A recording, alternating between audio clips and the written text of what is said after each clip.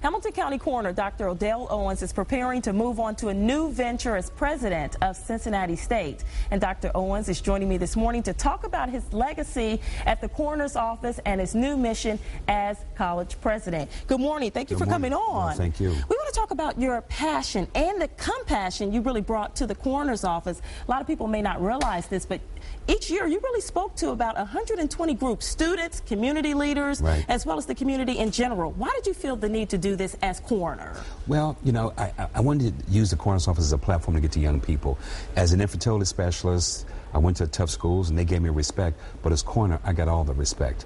And by the same token, the majority of people killed didn't finish high school, so there was a message there. And you actually went out to high schools. We have some video of you speaking to children, showing video as well of the burial process, just how serious that it is. It's over once you die. You wanted to send that message too. Well, I wanted the coroner's office to be more about life, telling kids what they can do to not become a victim, to stay out of trouble, and the key thing was to get educated.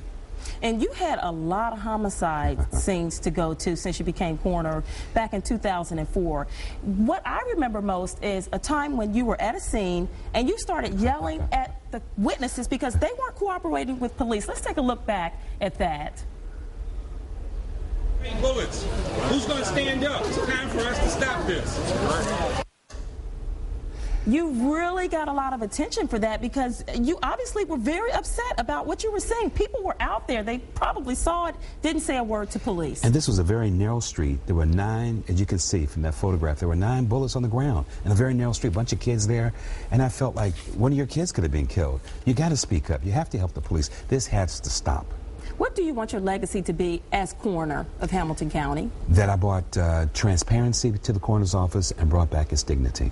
Looking forward now, Cincinnati State president, what made you pursue this opportunity? Well, you know, for me, it's a little bit more of a natural progression. I've gone to schools, talked to students about staying out of trouble, get educated.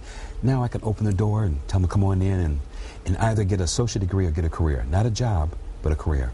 And what's your mission there at Cincinnati State? Because it's a technical school as well as a community college. Right. Well, first of all, to have Cincinnati truly understand what it does and to appreciate it. It's underappreciated.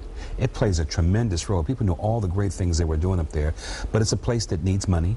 It's a place that needs a little bit of leadership, and hopefully I can bring both of those to the school. A lot of people wondering about the transition from the coroner's office to Cincinnati State. Kind of tell us the timeline here. Well, they're interviewing, this Democratic Party will make the selection to replace me, and now we'll work with that person and we'll transition probably through this month.